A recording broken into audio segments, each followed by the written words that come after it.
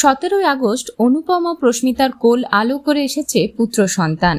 ছেলের জন্মের পর সুখবর সমাজ মাধ্যমে অনুরাগীদের সঙ্গে ভাগ করে নিয়েছিলেন গায়ক অনুপম রায়। আর এবার ছেলেকে কোলে নিয়ে গান শোনাচ্ছেন অনুপম।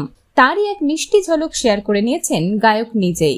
জানা গেছে ইতিমধ্যে ছেলেকে নিয়ে ঘরে ফিরেছেন অনুপম ঘরণী প্রস্মিতা। ছেলেকে কোলে নিয়ে ছবিও শেয়ার করেছেন গায়িকা। দেখা গেছিল একদিকে গায়িকার গর্ভাবস্থার মুহূর্ত, আর অন্যদিকে হাসপাতাল থেকে বাড়ি ফেরার পথে কোলে আগলে রাখা একরত্তির সন্তানকে নিয়ে প্রস্মিতাকে।